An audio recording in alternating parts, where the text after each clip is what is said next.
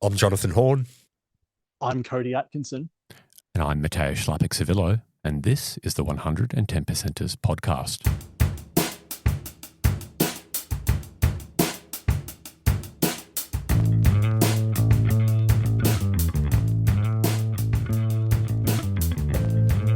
On this week's show, we rank the finals contenders, discuss our relationship with the world game, and shoot from the hip.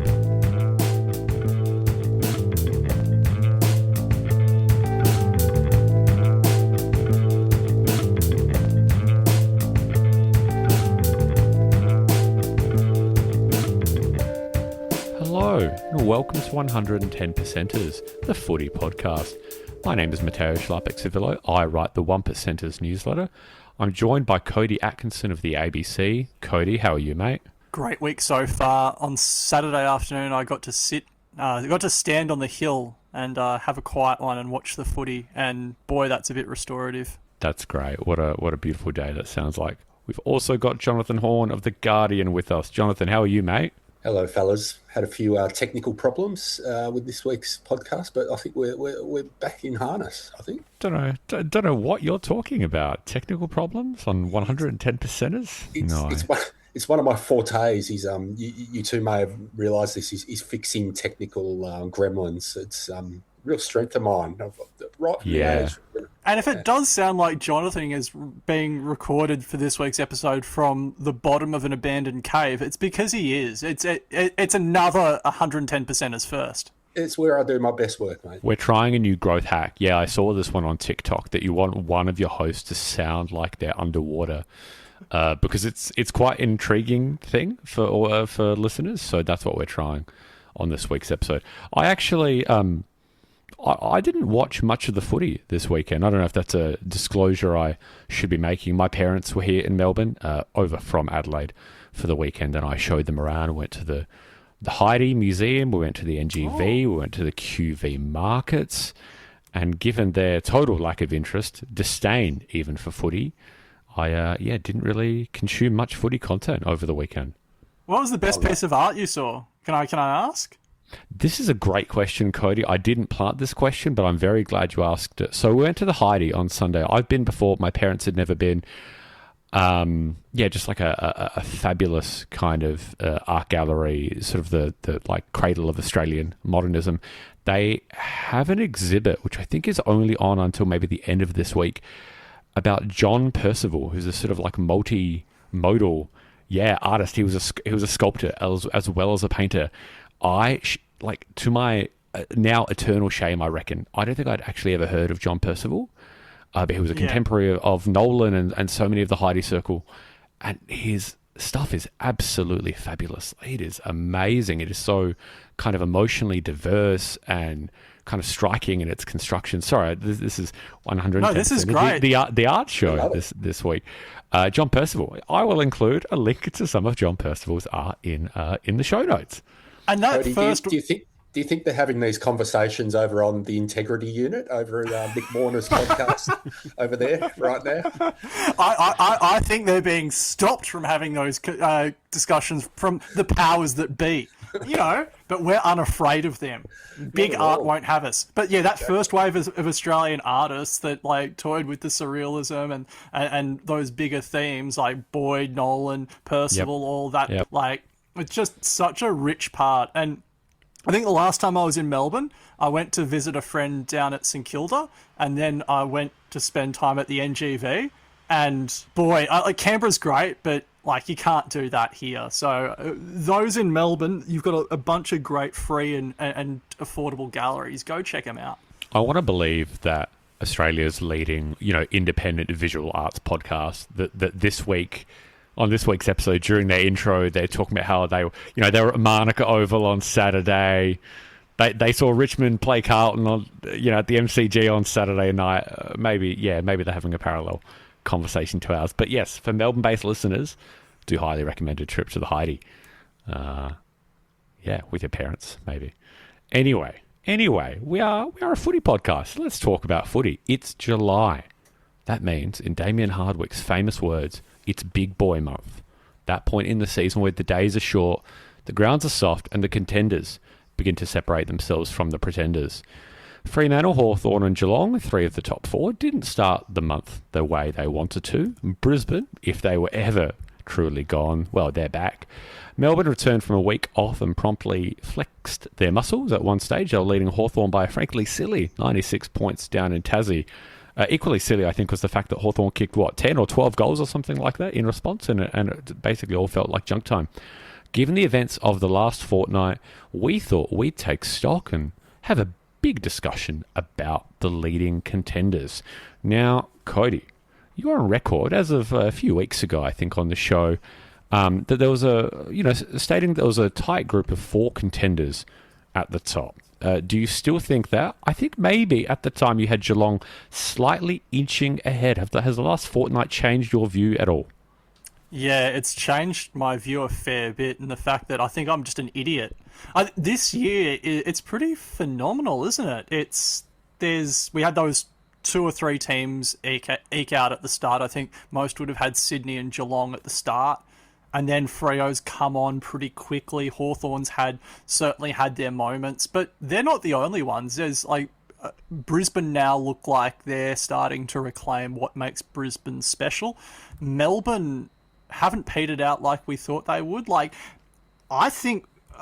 I also think on the podcast I said I made an argument to expand the finals to 16 teams because there were still 16 teams in contention. And I stand by that, like everything I've ever said, right?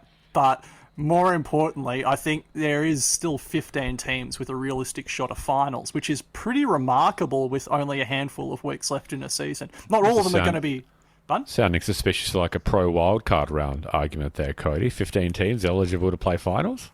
Look, I think Eddie's plan once was to have 16 teams in finals contention. And as you all know, I believe everything Eddie Maguire has to say. So, yeah. I think at the top end, we've never looked more confused this late in the year, at least in my time as a serious footy writer. And I think it's kind of beautiful. Like, the Dogs, many people would have sort of 10th, 11th, 12th. And Sydney did a number on them, but their best footy's so good. Like, yeah, I might get Jonathan to talk about it. What do you think? I disagree with you, Cody. I think that's. I think there's 15, there's 15, 16 teams in contention. I just think that's. I just do not agree. Insanity. I think you've spent too long on the hill, sinking tinnies. I think allegedly. I think. Personally, I think there's 3 teams that can win it only. And I think that there's just a lot of teams like your Giants and teams like that are just going to do a hell of a lot of damage in the meantime. I think Fremantle can win it. I think Sydney can win it. And I think Brisbane can win it. And I genuinely don't think anyone else can. I think we then splinter into another tier, and then we get down into even a different tier below that where we get the likes of Essendon and teams like that. But yeah, I just generally think that there's 3 teams who can win it right now. You don't think there's an element of styles make fights though? And I'll probably open that one to you, Matteo. But like I saw the Giants take Freo apart on the weekend to a degree that you wouldn't know if Freo can beat a team like the Giants. You don't? Do you believe in that a bit, Matteo? That it depends on the opposition a bit? I do, and I'm interested in your particular take on what you saw on Saturday, Cody. Like, what is your maximally bearish argument for Freo based on what you saw on Saturday? Because it seemed to me, and this was one of the games I didn't get to see, I think most of it probably played out while I was at the QV markets with my parents. It seemed from the footage I saw as though it was maybe a version of the GWS Brisbane game in miniature a little bit, that GWS did a really good job at ground level, kind of neutralising one of their opposition's traditional strengths. It really felt a little bit like a Clayton Oliver type game, perhaps, where maybe, and I think a criticism that's been levelled of Fremantle over the last couple of years is, despite all of the talent they possess, they sometimes don't quite threaten and challenge and punish the opposition enough. And I think maybe maybe, that's the knock on them. We spoke about them a few weeks ago, didn't we? And I think probably the one concern we shared at the time is that it wasn't so much their chain to score stats, because they're healthy. They're, I believe, actually the best in the competition. It's the fact that Freo are unusually among the top tier of sides this year. They're pretty poor at moving the ball from D50 and defensive half. And I guess in a finals type situation, especially against a side like Brisbane, and of course I'm not forgetting the game that those two sides played at the Gabba just a few weeks ago, which played out very differently. But in a finals type environment where you can't really rely on winning the territory battle necessarily, you need to have a pretty reliable ball movement engine. Freo, I have no doubts about their ability to stifle the opposition, but sometimes I have queries about how much damage they can do when they have the ball and they create those turnovers. Jonathan, let's kind of circle back to you. You talked about Freo, Sydney, and Brisbane being your kind of, your real credible flag fancies. I don't think there are question marks about any of those three, or not question marks so big that I would rule them out. But implicitly, of course, you disqualified Hawthorn. Now, they're third. They put in a stinker of a performance on Saturday. I don't think anyone saw that scoreline, or at least midway through the third quarter, coming against another top four contender in Melbourne, particularly down in Tassie. But they were missing a lot of important guys. I mean, Nick Watson is probably already their most important player. He's probably already their best player. Why don't you see Hawthorn as a true premiership contender this season? Yeah, I was a bit quick to sort of come up with only three teams. No, go on. Yeah, we're holding you to it. I very much respect them, and I think that if the way modern footy's played and the season, getting longer by the year, I think you can just give every team is allowed to have just 1 half hour or 1 hour of just absolute dross of just park footy, and that Brisbane had theirs about 5-6 weeks ago, and I think Hawthorn had theirs in Tassie. Sometimes in horse racing parlances, they always say, always disregard Moonee Valley form, and sometimes I'm a bit like that with Tasmanian games. I'm a bit sort of reluctant to read too much into it. Moonee Valley, of course, named after Cam Mooney, the person who founded the course. Yeah. Yes, of course, because everything is about the AFL. Of course. I think they're demolishing Moonee Valley right now. Much to the chagrin. They are. I can attest as someone who lives in a neighbouring suburb. Yeah, it's going down. I presume apartments will replace it, but what are horse racing people going to say, Jonathan, when there's no longer a Moonee Valley racecourse to? Well, were there cries of opposition? Were there a lot of nays to the proposal? Yeah, there's a particular gentleman on Twitter whose name I won't mention, but he's very prominent. He sort of tweets about 35 times an hour about everything, and he's very vocal about the situation at Moonee Valley. Anyway, I digress, Ralph. Perhaps that's maybe we should be tweeting 35 times an hour. Look, yeah, I think Hawthorn are the next, logical outside that three. I think they are the three-class teams, and Hawthorn are just very much. There's no enigma. I've always thought there's no enigma to Hawthorn. That they very much are what they are, and they show the opposition exactly what they are. Now, I thought that until 2 p.m. on Saturday when they go and cough up a 15-goal lead against a team that hasn't won out of Melbourne. Have they won out of Melbourne before that? I think they'd won one game against West Coast. I think 1951 they got one or two outside of Melbourne, but not since then, yeah. Yeah, so I am prepared to criticise what's going on with Geelong, a little bit more reluctant with Hawthorn, but I'd still stick to it in terms of the top three being the top three. What about Brisbane, guys? It felt like, a fortnight ago, maybe 3 weeks ago, people were prepared to write them off, really. I mean, we obviously spoke in some depth about that shocking afternoon they had at GWS. Cody, you and Sean wrote that wonderful piece covering that game. Look, and since then, they've obviously reeled off a couple of really, really impressive victories.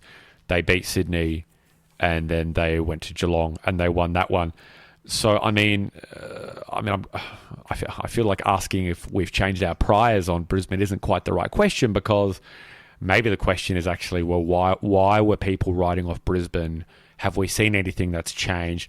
Or actually, is this just a back-to-back premiere that really needed to be jolted out of a sort of complacency, was actually trying to just work its way through a really long injury list? I think maybe the longest of pretty much any side, or certainly any side that has a meaningful stake in 2026, and was perhaps always going to come good.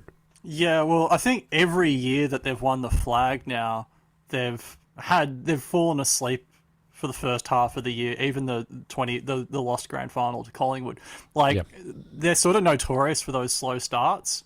And this year felt a bit more serious, and that's what we discussed on the podcast, because there's a few indicators, both like the eye test and the numbers, that don't quite match what was happening there. So like in 2024, they just were kicking pretty inaccurately. 2025, they were resting guys and they were trying to find a new look. This year, injuries, yes, but there was also signs that teams had sort of started to work them out. I think certain teams match up well with them, and I think the Giants in particular.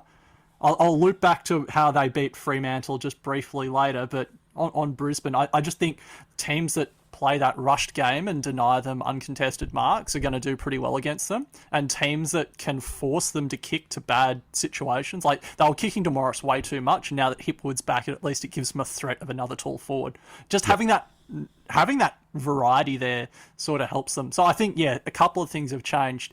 I'm still a bit more on the iffy side of them.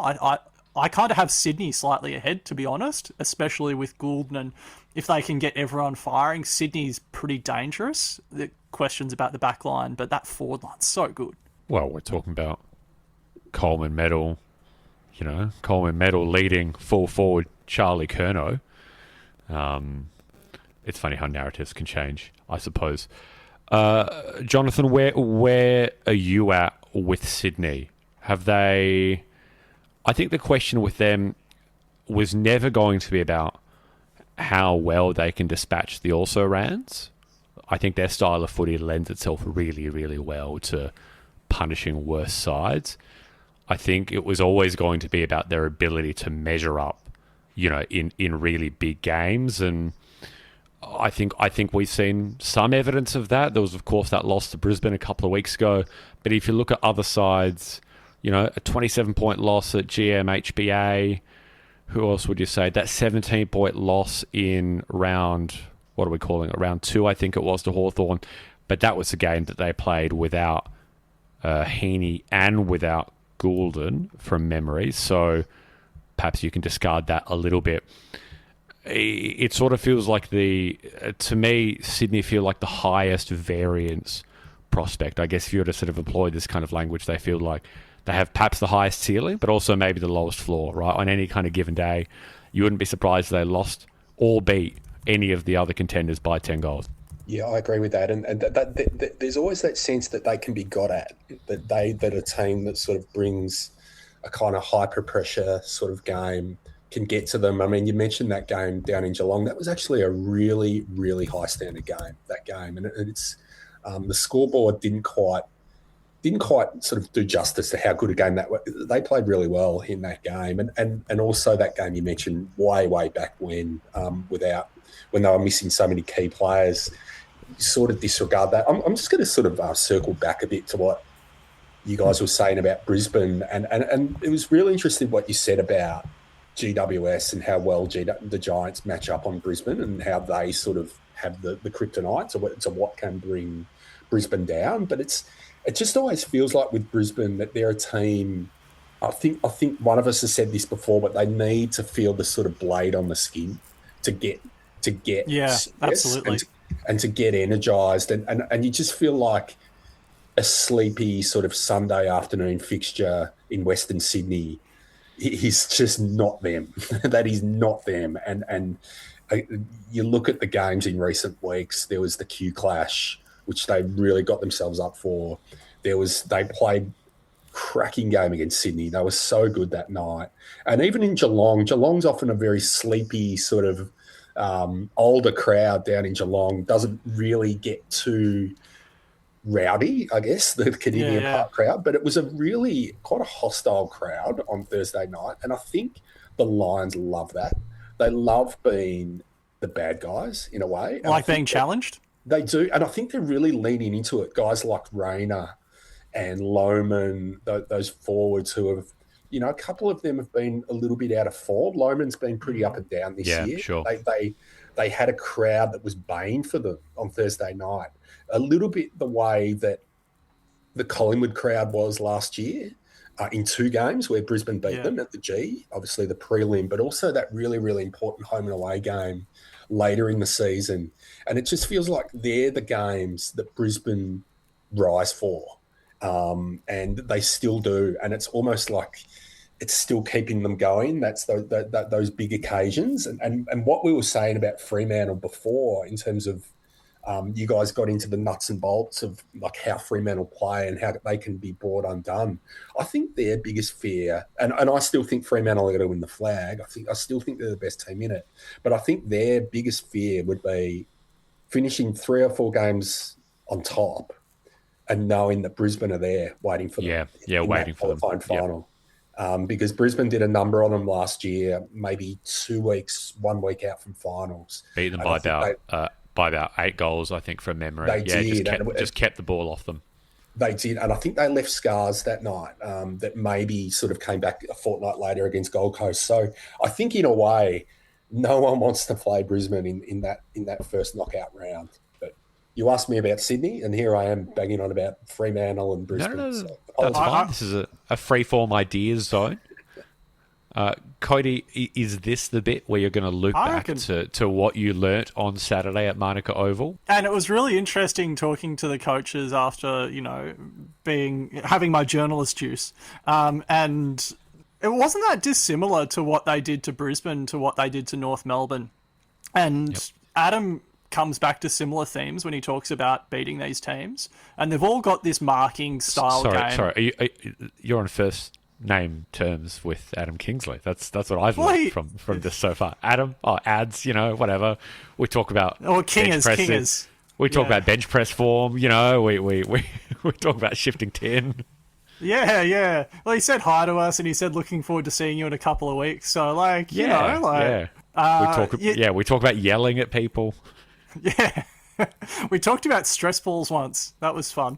I think with GWS, because they've got a number of super mobile defenders, mid-sized tall defenders. So Fremantle like to have an inverted forward line with the smallest deep, and usually that forces the opposition to make a decision. Usually your best tall defender is the deepest, as the alpha can peel off. Giants can just put Connor Arden on that guy, and that's what they did on Dudley. And then he's playing on Jai Miss later in the quarter, who's 35 centimetres taller. There's very few teams that have a guy like that. Brisbane do that with Cameron, and they do that with Hipwood. They'll alternate them playing deep. So there's teams who have multi-variant defenders, like Collingwood probably can do similar. Styles make fights, right? Old horse racing parlance. And I think because the different styles match up differently with different teams, that's why I say that the pool's probably bigger for mine than just 3 or 5. There's a couple of floaters that play really, really idiosyncratic styles that can disrupt teams. Playing keepings off against Fremantle and denying marks and forcing the ball to the deck, that's probably the model, and not allowing them to establish their 3 tall forwards as the only options. If you can do that, and the other thing was they won hitouts by 50 and they lost clearances by 20. So there's that mental thing in the stoppages where I just don't think they defend stoppage particularly well compared with how much they win taps. So I'd like to see other teams with stacked midfields like Brisbane, like Sydney, when they're all fit, how they go about it. And I just think they're the weaknesses for Fremantle. They might very well win the flag, but they're going to have to rely on matchups, I think. I don't think there's anyone who's super infallible. I think Melbourne in 2021 could have beaten anyone on the way to that flag. I think we've had flags in the past where the best team is the best team. Geelong have done that in the past, but I just don't see it this year. Interesting. Cody, you and Sean are two of the premier dispellers of myths in football, and especially when it comes to ground size Oh, that one. and things like that. Now, can you tell me, watching off the screen back in chilly Melbourne, that looks like a really, is it a tight ground or is it just normal size, normal width, normal width? It's about MCG, yeah.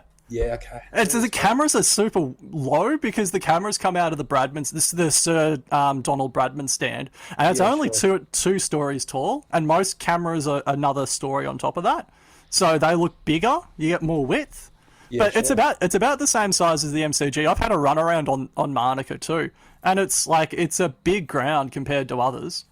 Yeah, there you go. It's amazing how in your head, just watching a game like that, I automatically think, oh, Freo look cramped here. They look congested and they don't have their normal width through it. But that's just we obvious, isn't it? And we asked Longmuir in the post game, was there anything? He was expecting more tricks from the Giants to be able to beat them, and he said, look, we didn't see anything that weird or that unusual. It was just we were a bit off. And we couldn't establish our game style, and there was a few indicators that. And I tried to ask the follow-up, and he said, probably prefer not to go into that. But I think the Giants made it really clear. Adam Kingers, friend, Your buddy, mate. Yep. yeah, went into it after, and he's like, just denying them the mark, denying them space, looking to establish that front half game. They kicked 10 goals, I think, from front half, 9 goals from front half. Like, they just didn't allow them to establish the ball. When they didn't get the marks, they'd just trap in and go hard. And I don't know. I think this year's fascinating. If Fremantle run away with it, that's a great story. But I just think there's so many twists and turns. I think you alluded to that the season's longer than ever. Fitness is going to play a role too. At least Freo have that though. That's Yeah. They certainly have that up there. They've got the shortest injury list in footy. I wonder if Sam Sturr. I imagine that would have come out today. I wonder if Sam Sturr is still on that injury list. I suppose Hayden Young is I don't know, maybe back on it, or he's a test or something this week. He does loom large as maybe one of the most significant players in the final series. Look, I think we're probably all in agreement, and I don't know, maybe listeners are after some firmer, some hotter takes, I guess. But look, as we kind of round the bend, it feels like all of a sudden, right into the last third or so of the home and away season. Of course, it's Freo still a game and percentage clear on top ahead of Sydney, 2.5 games below Sydney or Hawthorn. Then Brisbane all of a sudden back in the top 4. Adelaide, who we haven't spoken about at all in this conversation, with good reason, I think. Melbourne is 6th percentage behind them, and then a game behind again Geelong. And I suppose it should be said, we've talked about injuries and ultimately variance. I suppose acknowledging the role of luck and just coming into form and health at the right time doesn't necessarily make for the most engaging a podcast chat, but it is true, and I think a show like ours should acknowledge it, right? Geelong and Hawthorn, they have pretty soft draws to finish the season. Adelaide do as well, although they do travel to the SCG and to Optus Stadium, which again, as Friday night showed, that is not a ground they play especially well. But look, I think certainly that. Well, and now really the Hawthorn, despite that soft draw they've got coming up, their game against Carlton this weekend does not look like a gimme at all. And all of a sudden, a top 4 spot that I think their supporters had certainly not been counting on or considered a fait accompli looks a little bit more tenuous now than it did a couple of weeks ago. So, yeah, I think the destinations of those 3rd and 4th spots are really, really important. Guys, before we leave this subject in the rearview mirror, I want your top 4 seeds in order. Cody, I'm going to start with you. Jeez. This is something I hate doing because, once you put something on record, there's going to be some idiot on Twitter saying, hey, you didn't pick my team.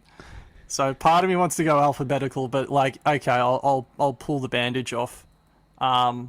This is tough. I mean, probably narrowly Geelong, probably narrowly Sydney. Maybe Brisbane, maybe Freo. I don't know, and then Hawthorn after that. But it's tough. So you heard it from Cody. Geelong to win the flag. Jonathan? Certainly not a believer in that, Cody. I will go. I'm not a believer in the 2026 Cats. I think they're cooked. I think yeah, right. That's another story though. seedings, I will go Hawthorn 4, I'll go Sydney 3, I'll go Brisbane 2, and Fremantle 1. Do we have an aggregator doing like blogs? Because occasionally you'll see the SEN blogs that are recreations of like the radio show, and it's like, here's the reasons that Gerard had Hawthorn number 4. Hawthorn 4. They're not a bad team. Hawthorn number 3.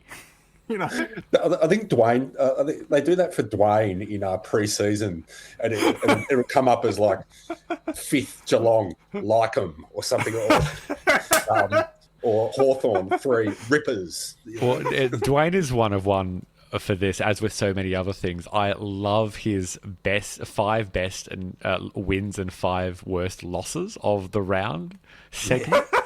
It's great. It's fabulous. The only thing he's missing is a sort of training the house down index, that he publishes in February or something.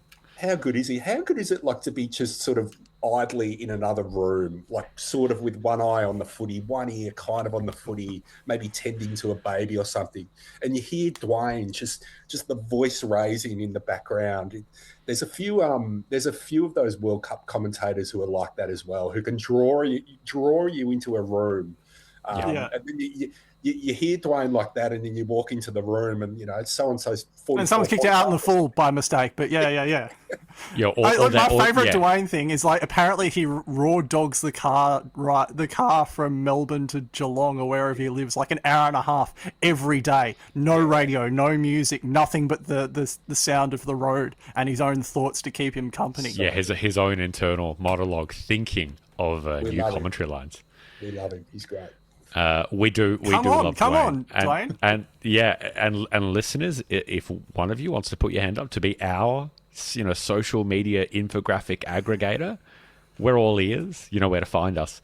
I haven't given my... Or someone who can get my microphone working, that would be really or someone who can provide, that's right, 24/7 tech support to Jonathan. Yep. I'm assuming not just for the podcast, but maybe in some other domains of I reckon he'd write 4 or 5 times more articles if he had a tech support guy. Exactly. There's a public interest. There's a public interest angle to this. Australia needs more Jonathan Horn writing, and so... Again, listener, you can be the person to facilitate that. Very quickly, my top 4 seedings. I still got Freo at number 1. Brisbane, I reckon, have edged into 2nd. Sydney 3rd, but I think it's a slightly tentative 3rd. I think I believe in Sydney, but I want to see him do it against another really good side. And probably Hawthorn for mine. I like Hawthorn. I think that the deficiencies with Hawthorn are they're not structural, they're not system based. I do wonder if they have quite enough of that top end talent. But if they've got, Day, Newcomb, Watson, Sicily, Gunston all firing at the right time, I think that is still a side that could win the flag. Yeah. And and just to butt in, sorry mate. I just not at think all. that they've got interstate ambush written all over them. That they're the sort of team that could go to the SCG or even to Optus and pull off a bit of a heist. I think Hawthorn have got that in them. Yep, totally agree. Well, listeners, hopefully you got what you wanted from us on that. We delivered some takes. Cody says Geelong winning the flag. Jonathan, you said Freo winning the flag, I think. Yep. And I said Freo winning the flag as well. So there you have it. The season has been decided. We're going to take a break and come back with more. You're listening to the 110 Percenters. Welcome back to 110 Percenters. Now, of course, we all know that the debut of this pod has been the biggest story in sports over the past few weeks. But there's also been a Soccer World Cup going on, you might have heard. And now that Australia's campaign has ended, brought undone by cruel fate, we thought it might be nice to discuss our own relationship with the world game and, well, footy's relationship with the world game as well. Now, Jonathan, Cody, perhaps you can raffle the answer to this first question between you. We all write about Aussie rules, but I want to know about your relationship with soccer. Have either of you written about it? Is it a sport that you follow closely? Maybe I'll take the mystery out and ask you first, Cody. Yeah, look, I've never... might have done a yarn on it once or twice, but certainly not regularly. Look, I think I've talked about my grandfather before, but he was sort of migrant from the old Yugoslavia, captured by the Germans and sent to a German work camp, came out to Australia, became a Collingwood fan. But every weekend he'd have the soccer on, Les Murray, SBS, all that. And that was like fixture viewing, as was the case with a lot of migrant families. Not only did I play a bit of footy growing up, but I also played a bit of soccer. Unlike footy, I wasn't great at footy, but I was terrible at soccer. Loved it, but like I was the sort of striker, a holding striker who scored 2 goals in I think 3 seasons. So Mark Viduka-esque without the finishing. A hold-up striker, back to goal, bringing others into play. Yep. I like it. Yep, that was it. And pressing hard, just running like crazy and pressing hard. Just lack of skill. Couldn't use my left. I still watch a fair bit of soccer, not a ton. Maybe not one of my most watched sports, but certainly major tournaments. Asian Cup when it was in Canberra, I watched every game. I go to see some of the A-League women or the dub. But it's tough to find time to watch everything all the time. I think that's the thing. The World Cup's great because it draws everyone's attention really intently to it, and it brings every World Cup has stories that you hadn't considered or conceived of before, and that's sort of why I love it. Jonathan, I'll go to you, man. Yeah, first, who was your grandfather's team in Australia? So Yugoslav immigrant? Collingwood. No, I mean his soccer team. That's a good one, and I'd probably have to ask my mum. Yeah. But he was Melbourne-based, so I'm guessing, and he was Serbian background, so okay. I guess I can probably dig it out pretty easily. Hang on. Question is my relationship to football. Have I written about it and so on? I've written about it a little bit, not particularly well. I've got to say, I did spend quite a good chunk of my 20s living in the UK, where it was sort of during a golden era of the Premier League as well. To live in London when those great Arsenal teams were up and about, just still caught the tail end of some of those just great Man U teams as well of the late 90s, early 2000s. So always kind of gravitated to the personalities and the players of that era. Like Eric Cantona is almost my favourite sportsman of all time. Yeah, sadly, right. in a way. But yeah, to watch Thierry Henry play and some of those Arsenal teams, that left a really vivid memory as well. But I've ebbed and flowed on that, depending on where my career's gone and what I've been writing about and where I've been living. And, you go where the work is sometimes. So I've kind of, in Australia, like too much, I've found myself writing about almost incidents where soccer's gone wrong in Australia. So sure. Maybe I wrote, we did a big thing on that, the riot, if you call it a riot, but in the Melbourne Derby a few years ago, and things like that. So I'd love to actually write about what's great about the sport a lot more. And I think, like a lot of people, a lot of us who follow footy and work in footy and write about footy or talk about footy, I've definitely a lot of FOMO at the moment with the World Cup and not being over there. I've definitely got that this year in a way I didn't find myself getting particularly engaged the last 2 World Cups, Russia and Qatar. I didn't get that. A bit harder.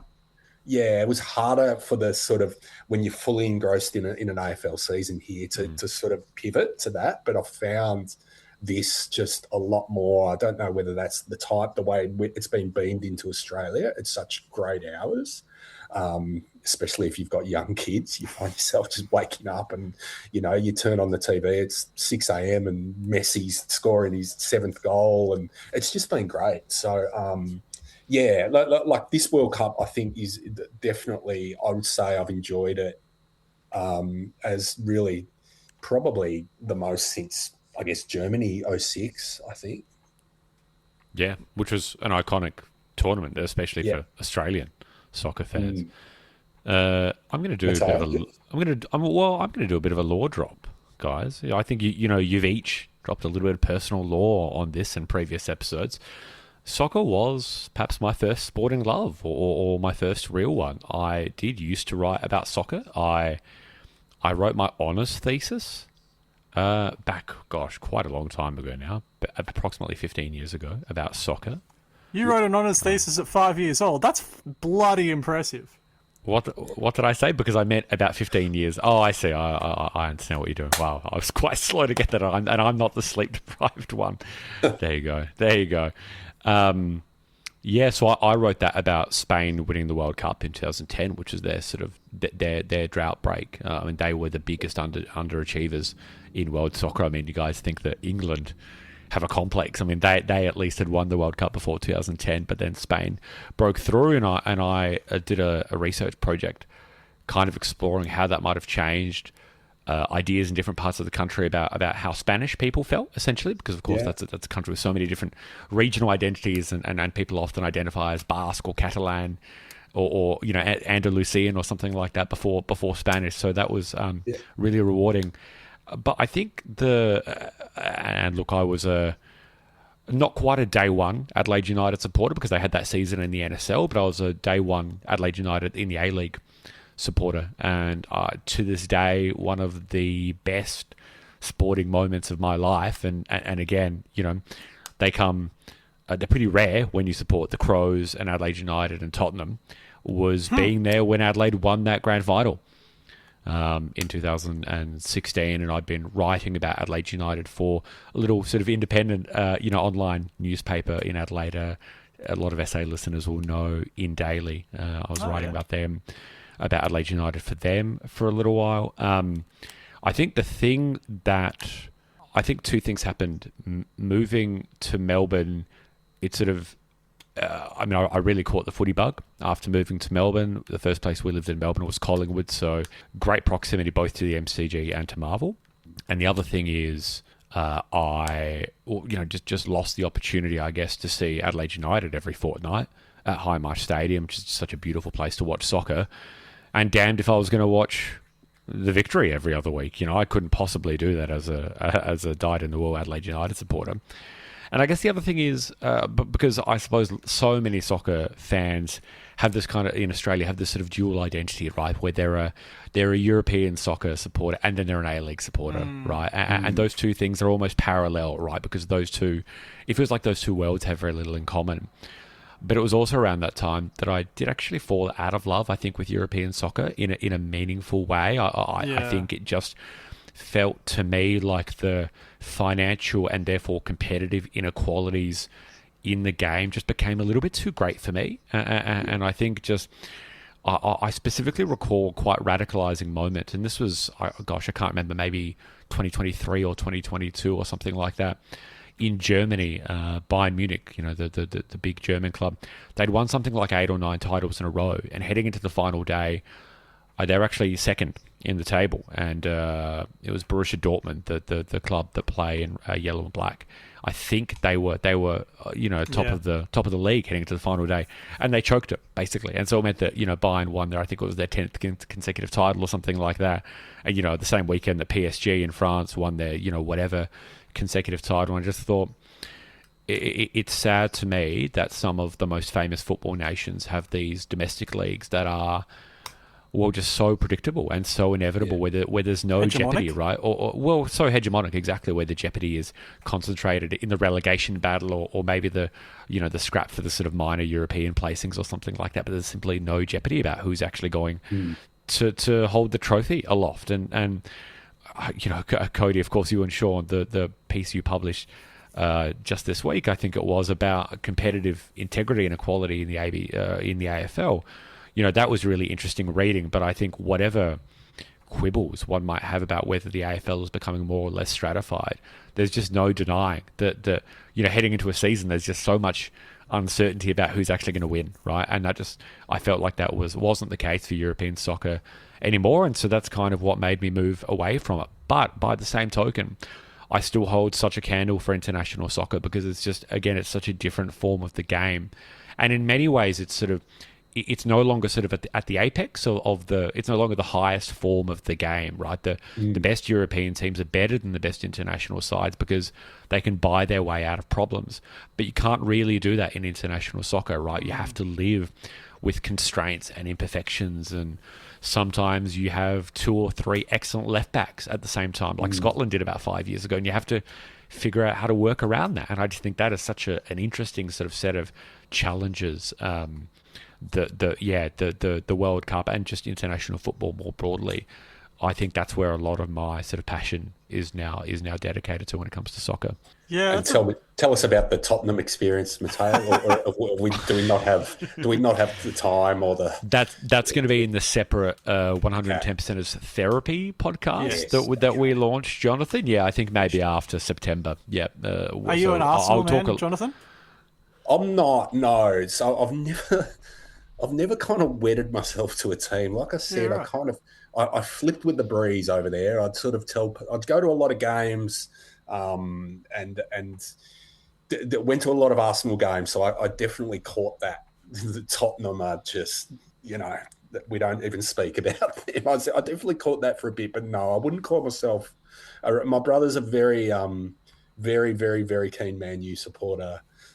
So I've always sort of followed, but they're a shambles at the moment. Yeah. So, I was going to say, I think that's one of the things in European football, and I guess that's one of the things we can touch on is, it's really not as much the case here, but in some parts of the country it is.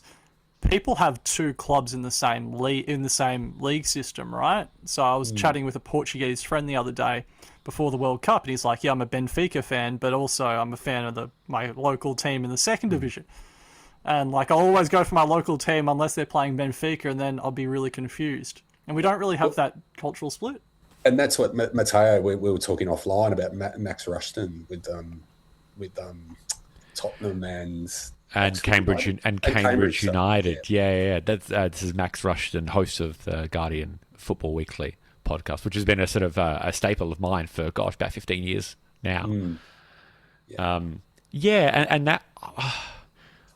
I mean, I think in a sense, you have to wear those 2 masks again if you're an Australian soccer supporter. But I feel like supporting, for example, Adelaide United and Tottenham, that's a different thing. That doesn't feel as conflicted in a way, right? Because there are just so few circumstances where those sides are going to play each other. Tottenham's never going to make the World Club Championship. Yeah, correct. Exactly. They couldn't even dream of achieving what Adelaide United have aspired to.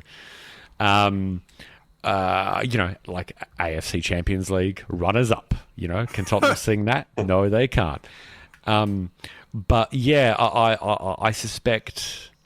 I mean, I feel like maybe the Australian equivalent, and this is sort of bringing it back to footy at least for a moment, I guess there's a sort of interesting thing that's happened where, of course, we're a podcast about AFL, and when the AFLW season starts, we'll obviously be talking about that, but it feels like a somewhat dying breed of supporter that has an AFL side and then maybe a VFL or an SANFL side, and of course there are still a lot of people like that. I mean, gosh, I even know people who are still SANFL diehards, and I think carry a lot of maybe resentment. I'm not sure it's quite the right word, right? But the sort of circumstances of the 2 South Australian teams entering the AFL was difficult for a lot of supporters of the traditional SANFL club. So I still know kind of holdouts, I guess, who don't really follow the AFL, but that feels quite rare, and it kind of feels like, I think a preoccupation. Well, it does feel preoccupation, generational. But what I was going to say is that I think a preoccupation that a lot of people have, because it was only a few years ago that, of course, a bunch of the big European teams tried to form this breakaway European Super League. And now you've got people saying that, well, we sort of have a de facto Super League anyway, and it's called the English Premier League. Because the financial power of that league is so great that okay, well, a Premier League club didn't win the Champions League this season or last season. That's true. So obviously there are still teams from other countries. Sorry, my new cat is just headbutting my microphone, so I'm not sure if you could hear that, listeners. You should see how big it is. I was shocked he got when he says cat, he means lion, right? And it's really something to see. Yep, that's right. So I'm sure you all heard that pop on the mic. But I suppose it's kind of interesting, right? There is inequality within leagues, and then there is inequality between leagues, and that sort of introduces almost a different set of problems. Whereas in footy, well, of course, there are haves and have-nots in the AFL, but the league itself is hermetic, right? And it means that it is so much easier to implement these pro-equalisation policies. You can have a salary cap. You can have a reverse order draft. You just can't do any of these things in a totally integrated continental system like soccer. It's just impossible. There's even things with financial distributions through much of the major leagues in Europe, where I think that in the Premier League you get a £2 million bonus for each position higher you finish on the Premier League table, £2 million, which is a fair chunk of change when you think about how much it costs to get a player and to pay them. Then you've got like the fees for making the UEFA Champions League or Europa League or whatever. It's really haves and haves not. And I'm really glad that people who talk about pro-rel here and for footy, and I know we do have with like Eastern Footy League and all that, and VAFA and all that have promotion relegation.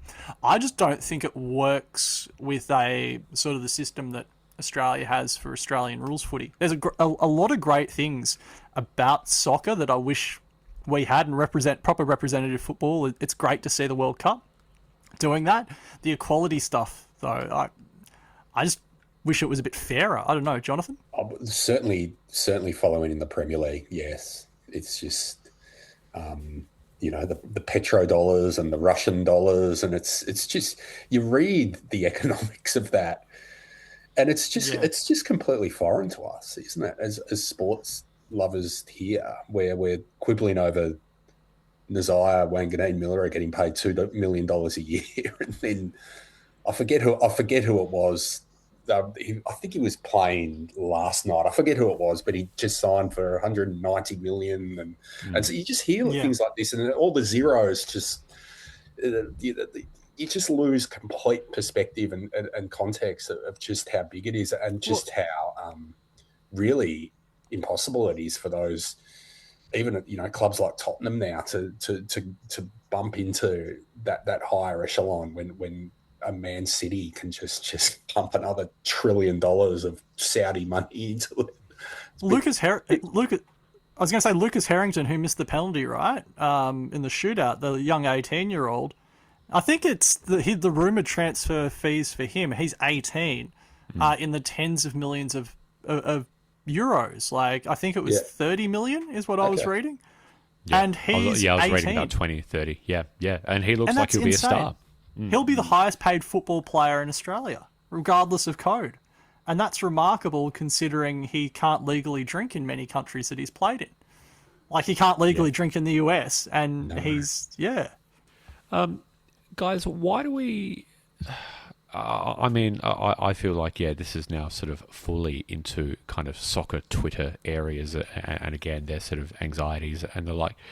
There's this question that sort of bobs up every 4 years, or at least it has for the last, 8 or 12 years, about why is it that the A-League seems so totally unable to sort of convert the enthusiasm, the sincere, the real enthusiasm that gets generated about Socceroos and about soccer generally with the World Cup, and why they can't really turn that into, bums on seats and eyeballs, etc. Do either of you have views about why that is? Is that actually kind of the wrong question? I'm not sure whether it's the A-League specifically, or just Australian soccer generally outside of World Cups and perhaps Asian Cups. And you think even today, or would probably be published a bit later, but the NRL signed a $5.4 billion broadcast deal. That's just an indication of what Australian soccer is up against when the Australian Football League and the NRL are generating just the power that comes from that, and that spreads its tentacles in so many ways, from a media perspective, to look at some of the, even though the diminishing sort of influence of traditional media, they still have their tentacles all over Australian rules football and rugby league. And you only have to look at that in the way that this World Cup was covered, in a way. They will, organisations like News Limited will tentatively jump on board the Socceroos. Okay, we can sort of when they're going well. Read which way the wind's blowing here. We'll get on board and we'll see where it goes. As soon as they get bundled out, you can guarantee the front page story is going to be some supposedly hooligan down at Fed Square. That's going to be the story, and that's going to be the focus. You can listen to some of our sports stations talking about what's wrong with Australian soccer? What do we need to do? Blah, blah, blah. Well, one of the reasons is because we've got a sports station that 24 hours a day is talking about a sport that's played in 3 states of the world. It's just another example of what Australian soccer is up against. And I dare say it'd be interesting. There'd be a lot smarter people than me who'd be able to compare that to America, for example. But America obviously has the college system. It's a very different demographic who are playing football. The strength of their women's team and so on. So, yeah, to get back to your question, I think I've just waffled on in a very Australian rules kind of way. But I guess what I'm saying is that there are obstacles that Australian soccer is up against that are unique, and sometimes they seem insurmountable. Yeah, well, look, I'll hop on that, because that was $5.4 million, $1 billion 7-year deal, $750 million a year for the NRL. Allegedly, the World Cup rights were $30 million for SBS paid $30 million for the entire World Cup, and it'll be. Pardon? That's a good. They've played that well, surely, right? Yeah, and I think they've capitalised on Optus Sport last World Cup doing such a poor job with. I mean, the service no longer exists, but they bailed them out. Yeah, and SBS has that cultural capital too, and they've really committed. They've done such a good job, and I mean, I'm a huge Tour de France fan too, and cycling fan, and they do, when they get involved in sport, even their time being the basketball broadcaster in Australia, they do quite a good job of committing wholeheartedly and not half-arsing it. And remember when they did the 2005 Ashes? Yeah. Was that SBS? Yeah. Simon Hill. Yeah. And Michael Slater giving updates from down on the field. Yeah, I agree. And they've done this for the layman, I guess for someone like myself who's no expert and just sort of drifting in and out of it. It's just the coverage has been absolutely pitch perfect, I reckon, the way they've done. I think Australian soccer has a really interesting problem because they're the biggest organised sport from a participation basis. If I walk down the street, I'm more likely to see a pickup game of soccer than any other sport. So I think the issue is, well, one, I think there's this cultural cringe that a lot of traditional Australian media structures have towards this game that isn't native or isn't typically Australian. And I think having a large migrant base, I think, potentially hurts some of that from a narrative perspective. It's a bit harder to sell. It's easy to sell Australia's game or the game that grew up around Federation. It's harder to sell the sport that, even though it's an English sport and it's younger than AFL. That's the fun thing. I wanted to put that fact in there. The codification of association football is 5 years after Australian football, and it comes from the same origins, which I find fascinating. I'll digress. I think we've got a problem with where most of our famous players are, and I think it's harder for a lot of the media to talk to their stories. I think the A-League is a different thing, and watching football in Australia, I think sometimes the barriers to entry, the prices are a little bit higher than they should be, and I think they haven't converted on that. The W League I've always found a better watch, just family, community experience, and I think the balance between an ultra as a TIFO and average fans and supporters is a really tough one, especially in Australia. But that being said, two of the best sporting experience I've ever had in Australia have been 2013 A-League final, I think it was, grand final, which was Ange Postecoglou's Raw winning in extra time against Perth Glory. I had seats on midfield, 3 rows in. It was great. Amazing. And Iran-Iraq, I watched a quarterfinal of the Asian Cup that went to extra time. And it was 4-3 in extra time. And watching the passion that the fans had for their teams, and there was a lot of migrants there from Iran, Iraq, and the diaspora, was remarkable. And if you could bottle that, they're onto something. I just think there's potentially a lack of connection between the fans and the teams, and potentially they've never hit that right spot between safety and family friendliness and passion that a lot of European soccer has inherently grown with. And having the A-League start away from those community clubs that have such a rich history in Australia kind of stunted that, because the football at times has been phenomenal. Alessandro Del Piero, we've had Sure. Juan Mata, great players, genuinely like some of the greatest players the world has seen, play here to middling audiences. Sorry. I think that went a long way, and I covered a lot of bases there. No, it's great. No, I liked it. I liked all the bases that were covered. Yeah, the only other thing I have to add on top is kind of adjacent to what both of you have said, really, which is that, yes, I mean, Australians, I think a lot of Australians, they like their native game, but I think fundamentally also a lot of Australians are just used to being able to watch the highest standard of a professional league. I mean, the AFL is obviously the highest standard of Aussie rules. The NRL is the highest standard of league in the world. You know, we have other really elite, the same is true for netball, of course. We are used to elite standards of professional sport. And The the Big A-League Bash being- League is the highest standard of the Big Bash. So, yeah, I agree. Absolutely, exactly. And so I just think it requires a bit of a mindset shift, maybe watching the sort of relatively mediocre league, that doesn't always produce the greatest quality of action. Look, I had a couple of more questions on the run sheet that we won't be able to get around to because we have run a little bit long, including just what was Tony Popovich thinking with that penalty shootout, and what's your favourite photo of a soccer star holding a Sharon? But we'll have to hold that for a future episode, I think, if we return to this very, very interesting subject. Does Slice Stallone holding a Sharon count in that? Oh, of course. Because he was in Without Escape doubt. to Victory. Yes, 100%. Okay. he played the goalkeeper in those, and he's definitely didn't- held Sharon. He did not look good in that movie. He does not. Well, he defended well, I thought, but he was a very he was a very volatile character in that movie. I think he was sort of pre Rambo 2, which is one In of the that most movie? extraordinary movies ever made. So.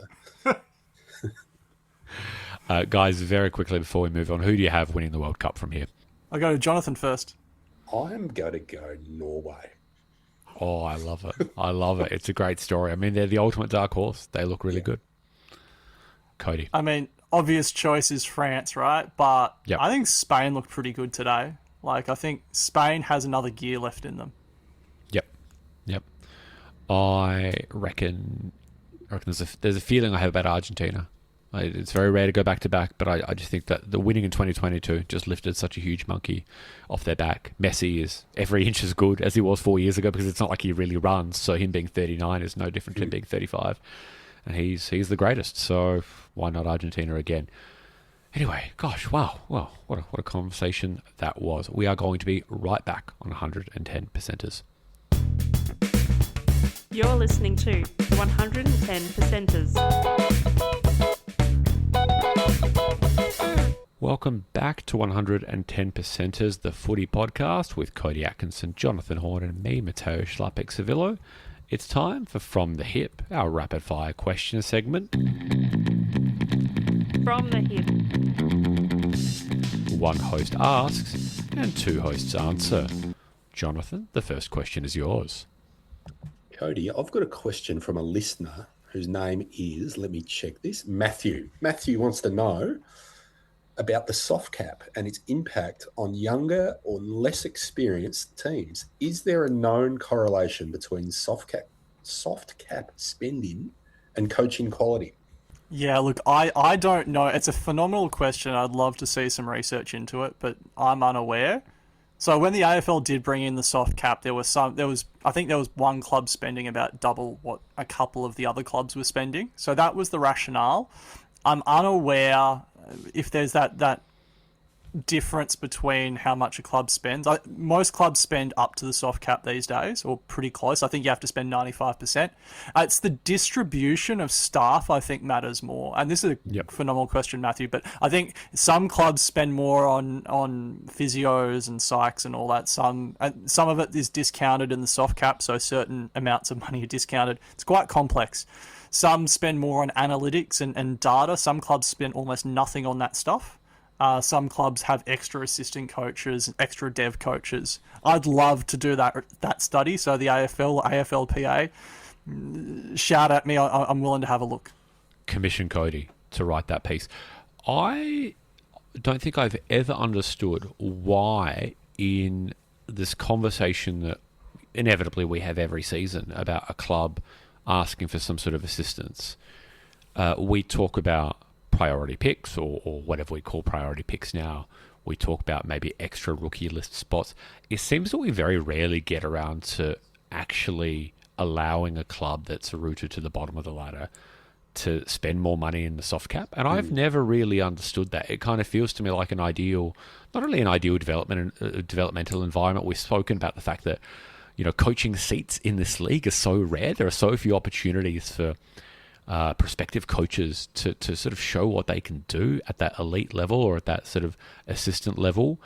And I mean, clearly, I think it sort of goes without saying that none of us really know how strong that correlation is between soft cap spending or the allocation of soft cap spending to wins, I guess. But well, why don't we find out? Why don't we give a side that spent X years in the bottom four the chance to actually invest more into their analytics operation or their strength and conditioning program or hire an assistant coach?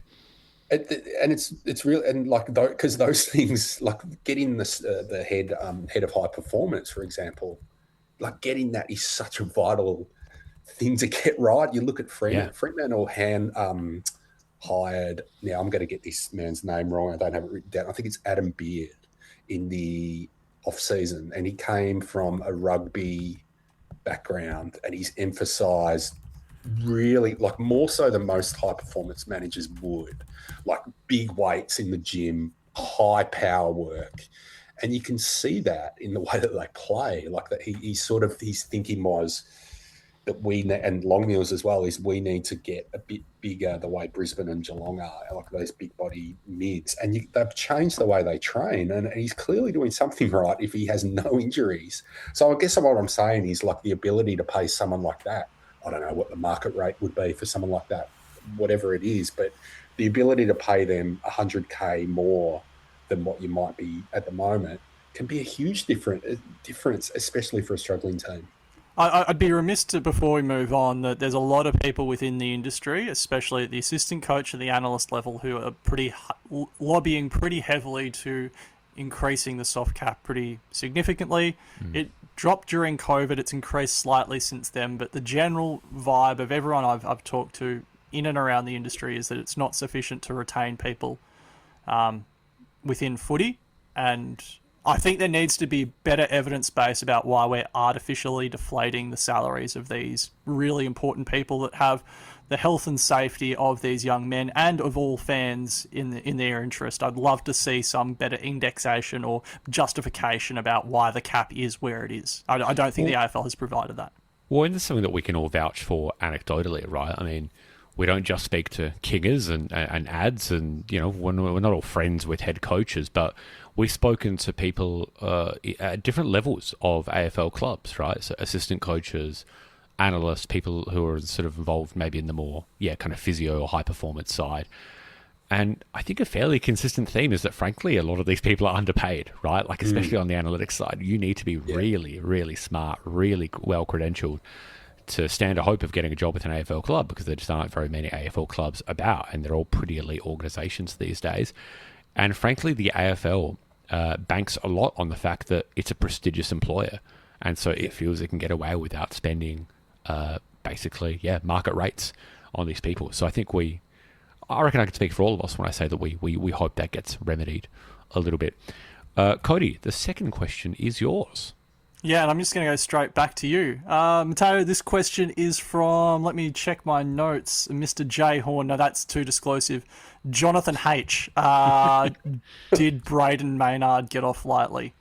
I tell you who thinks Braden Maynard got off a bit lightly is the AFL Umpires Association. Thinks that Braden Maynard got off a little bit lightly. And frankly, I think we should be listening a little bit more to the AFL Umpires Association. I think I'm taking this question in a slightly different way. I think my simple one-word answer is yes. I do believe Braden Maynard got off too lightly, but I think it's been really interesting how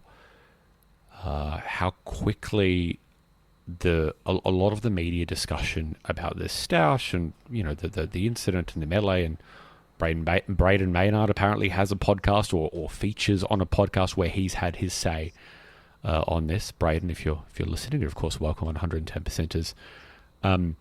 Where I think a lot of the media spin has been about how well Braden Maynard was flying the flag for his side and how passionate he is, and I mean I guess that's not in dispute, right? But I think it just, whether explicitly or implicitly, creates this division that on one side they're the players and they're the labour in this equation and they make the show, they make the game what it is, absolutely. And on the other hand, there are the umpires and their job is to ruin everyone's day and get in the way and disrupt and disturb. We heard, I mean, not just before this season, but as recently as a fortnight ago, that umpire contact was going to be, really cracked down on. And I mean, when the rubber hit the road, what's actually happened with that? So, because I'm sort of referring now to the part of the Maynard thing that involved his collision with an umpire. So I don't know. It just sort of seems to me as though there is this discourse which happens where we talk about the player flying the flag. We kind of devalue the role of the umpire. And again, I think on the margin, the way that a lot of the time, the way that we have these discussions just contributes to the environment for umpiring in this game becoming a little bit more hostile and a little bit more difficult. And I think those are already really big problems. And it seems to me that if we're sincerely concerned about the quality of umpiring in the AFL, then we should be doing everything we can to make a sort of inclusive environment, right? Where people don't feel like they're going to be abused for doing their jobs, because if they feel that way, they're not going to want to do it. It's I don't know who's you'd next. think Jonathan. common sense. You'd think common sense Swanee would have sorted that out, Matteo. Just right in his wheelhouse, but apparently not. I think what you just said there was very convincing, very persuasive. Because I am a bit of an umpire basher, and to my detriment. I'm someone who notices umpiring, and I am, and it's not good. Like it is not a good way to be. And what you said is correct, that we need to think outside our own sort of impulsive, instinctive umpires. You guys are the bad guys, and I think that goes back to when I was playing junior and Sure. early senior footy as well. I think there's a lot of that residual there in people like me. I always envy people who can just watch a game and not take notice of the umpiring. I just think in this instance, I'm just not sure whether that particular incident, for example, I think Toby Green deserved every one of his weeks that he got for what he did in that game in Tasmania back during COVID. I'm just not sure whether this is comparable. Obviously, Maynard's was never going to be a 6-week suspension or anything like that. But I think it's a really hard one, because I think that fines are pointless for footballers. I think that fines are it's just nothing. You may as well just do nothing with a fine. They don't impact in any way. But I really would have struggled with, say, a 2-weeker for what he did, and I just think that was quite a unusual situation, and the sort of geometry of where the umpire got himself in and where Maynard was in, and it was a really borderline one. I guess I'm saying I'm sitting on the fence here. lot of inherent biases, and yet I'm being swayed by a very persuasive argument. So make of that what you will. That was completely incoherent what I just said. But and as we go to recording live, we're recording live, but you're not hearing it live. You're hearing it as a recording. Ben Long has successfully downgraded his suspension to 1 match from rough conduct. So even Long's involvement, which spurred the whole thing down, has been deprioritised by the tribunal. See, my flinch reaction to that is that what Long did was he should have got 2 or 3 weeks for what he did. That was a. I don't think you can hit someone like that. Personally, I think Maynard should have had better care for the umpire, and it should have been a week, and I think a week's probably right. I don't think we should encourage players to take shots like that, because it could have gone higher, it could have done a bunch of things, but you can't take a blindside hit. And especially what we've seen, you get hit like that, and Long is someone who can handle himself as well. He's one of the few Gold Coast players who can in that situation. So you get especially what happened to Petrarca a few years ago with internal organs and things like that. We take the head seriously, and so we should. But I reckon a punch like that on a footy field is one of the last things you want to get. And I could see why Maynard just completely lost his mind after that happened. It was a dirty hit. But it's not like the umpires are hiding; they're wearing fluoro. So, I don't know. True. Maybe, just maybe, we won't quite answer this. At least on this week's episode. The final question from the hip this week, and it's really turned to another bumper edition, just another bumper episode, I would say, overall. The final question, Jonathan, is for you, and it comes from listener Father Son Nepo Selection on Twitter. Good Twitter name. I rate it. I suspect this might be another sort of question in the genre of very well asked, but maybe a little bit unknowable. But they would like to know our thoughts on the conventional wisdom of the importance of a side's bottom, 5 to 6 players when it comes to winning the flag. It is one of the oldest cliches in the game. And Jonathan, we want to know your take. Well, thank you, Father Son Nepo. Very, very good question. And it depends, I guess, and I promise we're not going to go down a sort of talking about old guys rabbit hole. Like really?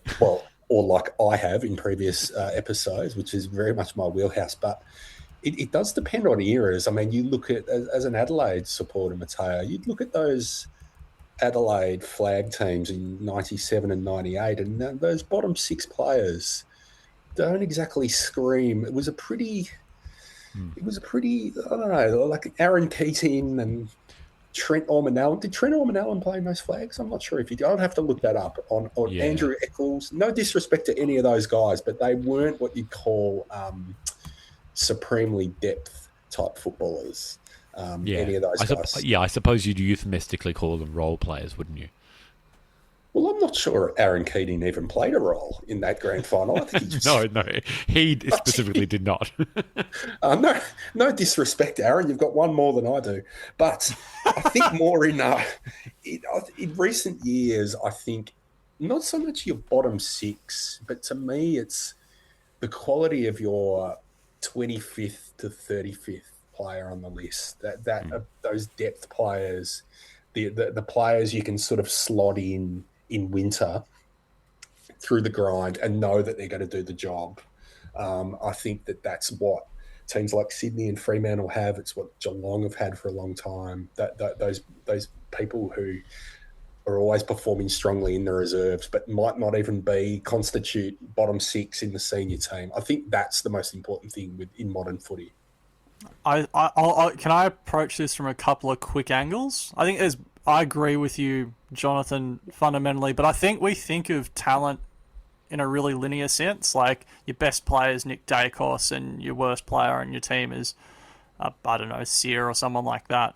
But I don't think he's still listed, but you know what I mean? There's a gap, right? We go 1 to 44 on a list, but we don't. We go positionally, and we even go role right.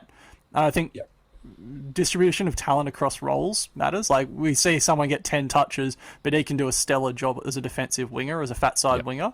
Like, we see someone with 30 touches who had a terrible game. I think saw Sarong on the weekend. He didn't have a terrible game, but he got 31 and 8 and all the numbers you typically associate with a good game. and he was pretty much unsighted from where I was. Like, he didn't have an impact. And I think that matters a lot. Sean and I did a piece of work a number of years ago, and I only bring it up because I accidentally stumbled across it because I was trying to do something for the equity stuff. Distribution of talent across the league is greater, and role players contribute more. And we use this thing called a Gini coefficient, which is like income distribution. So this was done in 2016, 2018, but I doubt that it's changed. Your bottom six does contribute more relative to your best player using standard box score metrics, and that understates, I reckon, how much your bottom role players actually contribute. Jonathan's right. I've had a number of people inside footy tell me that availability is the best ability these days. Having that depth when you do have injuries is just so critical. Having guys who can slot into the roles matters a lot. Sorry, Matteo. Yeah, no, I totally agree with you both, and I think maybe just a little postscript to that is if we're trying to search for a reason about maybe why this idea of the weak link, those bottom five or the 27th guy on the list becoming more important, I think it's because as coaching has become more sophisticated, coaches are better at isolating weak links in the oppo and really exploiting those matchups and kind of snowballing from there. So I think, you want your floor to be as high as possible because the downside risk of it not being high is really great in today's game. I reckon that's what Hardwick did in last year's final against Fremantle. He just identified 3 or 4 and he isolated. I'm not going to name them, but he knew exactly what he was doing that night. And problem is he doesn't quite have the same cattle this year. Doesn't quite have exactly the magic or the players willing to graft. That about does it from the hip, and so therefore that almost does it for this week's episode. Before we sign off, a quick around the grounds. What are we working on, Cody? This week, going to do a look into Fremantle for the ABC. Writing that right now. It's always good when you do 2 interviews and they pretty much write the article for you. So not much original work from my point of view. Beautiful. Jonathan? Really, really sad one this week. We're doing a story on Nathan Fitzgerald, who unfortunately passed away on Monday night, and just talking about footy at the grassroots and the unique dangers and challenges and issues around that. Yeah. I'm glad. Glad isn't quite the right word, but it's important that you mention that because I did have something in the run sheet about that. It is obviously such a tragedy. Our hearts go out to Sad Nathan and yeah, absolutely. His club mates, his family, his friends. He was 27, much, much too young. We spoke about the risks faced by grassroots players in our conversation about concussion and CTE on last week's podcast. It's terribly, coincidental timing. So in the wake of the accident, suburban clubs do want an investigation into the way cricket pitches are covered. That is part of the story here. That isn't all of it, but so sad. So footy's most tragic list has just gotten longer. Nick Loudon, Heather Anderson, Adam Hunter, Troy Selwood, Shane Tuck, Danny Frawley, now Nathan Fitzgerald. May they all rest in peace. That is a difficult note to end on, but we all agreed that it was an important thing to talk about. So Jonathan, I wouldn't wish that peace in the hands of anyone else. You'll do it justice. It is such a difficult and sad subject, and it's such a problem for this sport and the future of footy. That is all from us this week. It has been a long episode, but that is just a measure of how much we've enjoyed bringing it to you, listeners. We hope you've enjoyed it just as much. My thanks to Jonathan, Cody. Our hearty thanks to you. If you like what you're hearing, please rate and review the show on your podcast platform of choice. It makes us easy to find. And even if you're not loving it, please let us know your thoughts, so long as they're polite.